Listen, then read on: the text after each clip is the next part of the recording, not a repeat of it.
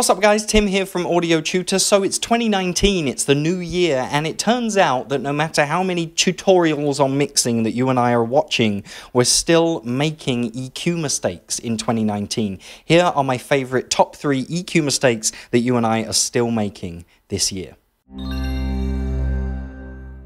Number 1 on the list, right? And you're going to be a culprit for this, I'm sure, because I am a culprit for this.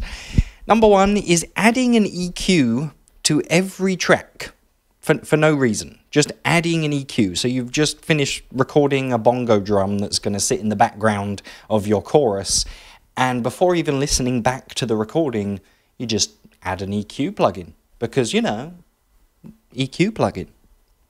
Well, without listening to the track and without having a problem to fix with an EQ plugin, I have no idea why you have just added an EQ plugin, right? And I'm not getting at you, I do this too. This is exactly the same for me. I just add an EQ. I'm going to need to EQ it. Well, we don't know that yet. And this comes under something way more important, which is the power of working with intent. So if you work with intent, you're going to think, okay, this bongo drum is sounding kind of boomy around 400 hertz, and you're going to grab an EQ and you're going to turn down 400 hertz. However, if you just grab an EQ before having a problem, you're trying to fix something that isn't even there. And then you get into doing things like, I'm a culprit for this, you turn the Q up to like 100, so it's really, really narrow, and then you boost a frequency by like 24 dB, and then you start going, oh, that doesn't sound very nice. Well, of course it doesn't sound very nice. You've just boosted a frequency by 24 dB. It's going to sound horrible, right? And you're going to start finding problems that didn't even exist in the first place. So don't just grab an EQ. Make sure you're working with intent. Number 2 on the list, and this is very popular as well, is keeping low frequencies that you don't need. Right? So say you've recorded an acoustic guitar that's like a rhythm section that's going to sit kind of further back in the mix.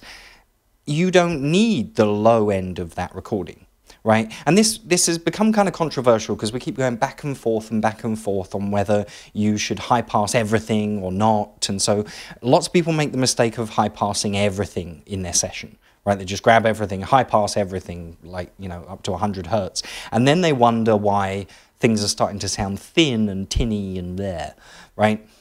So that is a mistake. However, on the other end of the scale, you do want to make sure that you're making room for those low-end instruments. If you're keeping all the low-end information in all your acoustic guitar tracks, you're going to run out of space, going to run out of room for your bass guitar and your kick drum and your toms. So you want to make sure you're creating room by getting rid of those low frequencies that you don't need. The third and final mistake that we are still making in 2019 is using an EQ when what we really need to use is a dynamic EQ or a multiband compressor. All right, so let me break this down into an example. Say you've just recorded this lovely lady singing a song and her voice is beautiful, but every time she hits this one note, for some reason the microphone has picked up this one frequency. It rings out and it's not nice to hear. It's nothing wrong with her voice, nothing wrong with the microphone. It's more of just the way they communicated with each other has just brought out this one frequency that kind of rings and annoys you in the recording, right? The mistake here would be to grab an EQ, find that frequency, let's say it's 4,000 hertz, right, as an example. You would find 4,000 hertz and go, that's that frequency, and turn it down. If you just turn it down for the whole recording, you're then losing things that could have been nice at 4,000 hertz in other parts of the song. Remember, it was only when she sung this one note that things sounded a bit off, that we didn't like that ringing frequency. So what you need in this scenario is a multiband compressor or a dynamic EQ. And with that tool, you can then focus in on 4,000 hertz, and you can tell this plugin to say, okay, when the volume of 4,000 hertz gets too much, we're going to turn it down. But only when it gets too loud. When 4,000 hertz gets too loud, we're going to turn it down. Right? So you see the difference. A dynamic EQ can turn it down when it's overbearing. An EQ, a regular EQ, will turn it down all the time, and we don't always want that. So that's the third mistake, using an EQ when you really need to use a dynamic EQ. All right, so there's our 3 EQ mistakes that we are still making in 2019. Number 1 was adding an EQ plugin to everything without even thinking about it.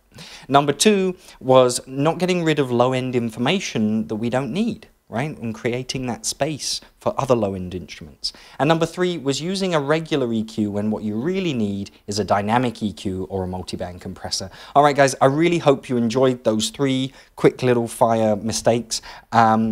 If you are looking to get started in the world of recording and mixing, you don't really know what equipment you might need to get going on that though, I actually have a full guide to all the equipment you need to get going on an affordable budget as well. So things like microphones, monitors, audio interfaces, all that good stuff.